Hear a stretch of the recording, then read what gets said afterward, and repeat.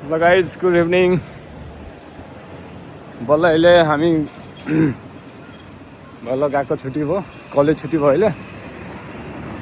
कलेजबाट अब रुम जाँदैछु। यहीँ बाटो छ, यहीँ बाटोबाट हुँदै जानुपर्छ।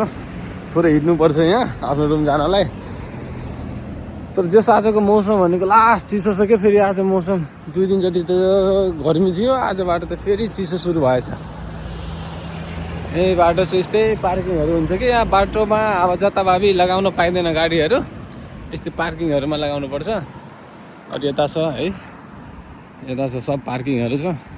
त्यो भनेको ठुलो भनेको सुपर मार्केट जस्तो हुन्छ। त्यहाँ बिक्री त्यो सामानहरू पाउँछ। त्यहाँ तरकारी सरकारी सब थोक पाउँछ। त्यो हाम्रो नेपाल जस्तो सब ठाउँमा त्यस्तो राख्न मिल्दैन कि।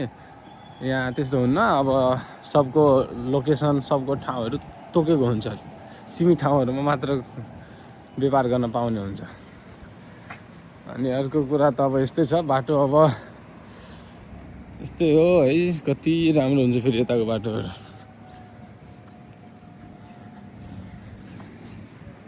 अब यहीँ जेब्रा क्रसिङबाट क्रस गर्नुपर्छ, जहाँ नि जेब्रा क्रसिङ हुन्छ। उधार जेब्रा क्रसिङ फेरि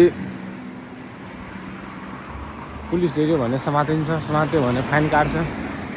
पछि के हुन्छ भने अब पछिको कुरा हो, त्यो त थाहा हुन्न।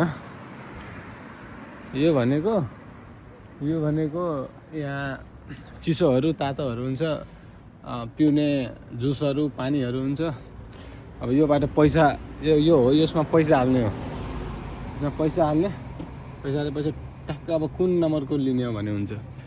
कुन नम्बरको जुन नम्बर त्यो नम्बर थिच्ने बित्तिकै तपाईँ यहाँ तल यहाँ झर्छ। फेरि यस्तो हुन्छ है त गाइस। Loss by by.